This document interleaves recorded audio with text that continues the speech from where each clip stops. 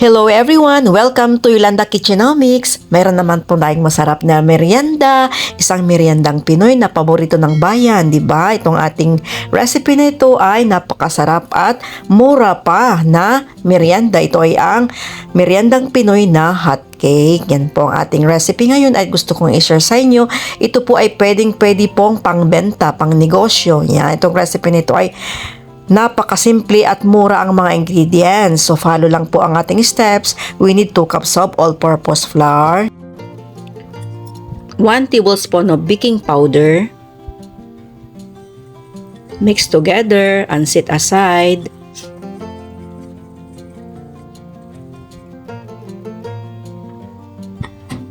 Yan, sa isang mixing bowl,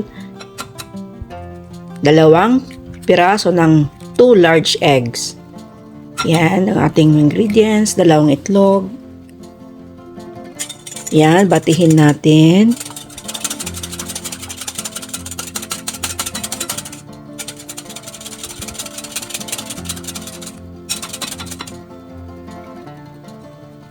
Then, maglagay tayo ng 4 na tablespoon of white sugar.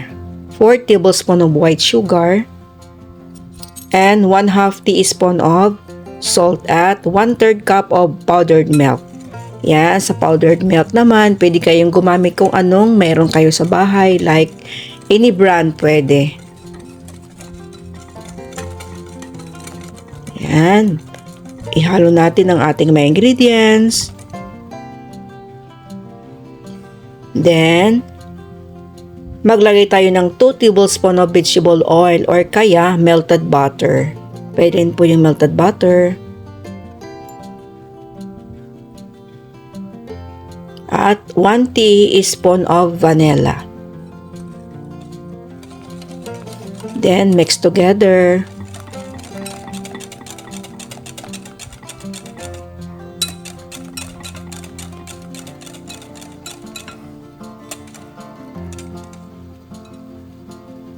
Then, 2 cups of water.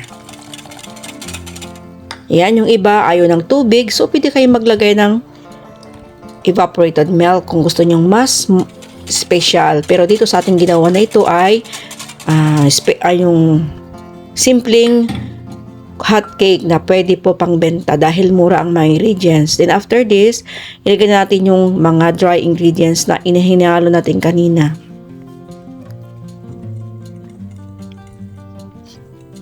Then, mix natin. Mix natin hanggang sa mawala yung buo-buo dito sa ating mixture. Yan, napakasimple lang po yung ating ginawang recipe today.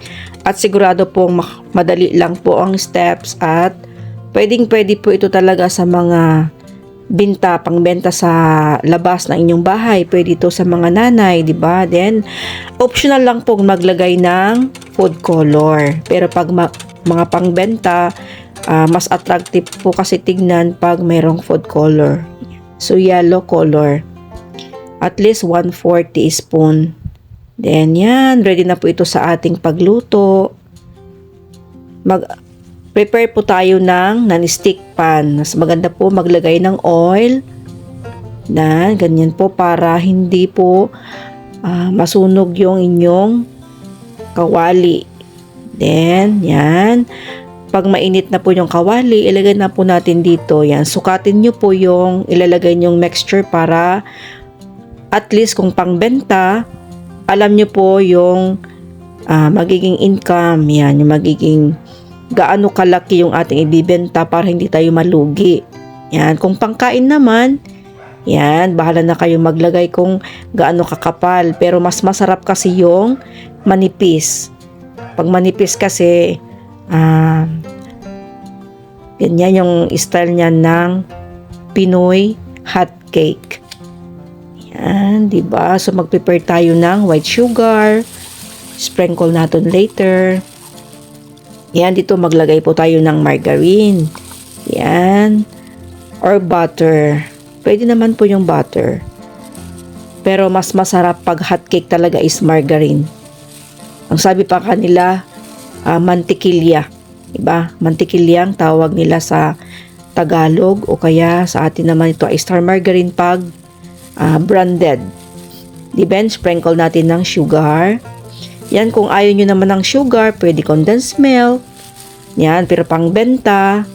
Yan talaga ang Pinoy na hot cake. Then, para added style, maglagay kayo ng yan, lagyan ng banana leaf para as in, ma-style yung inyong hot cake. Wow. Yan po, ang ating merienda sa araw na ito.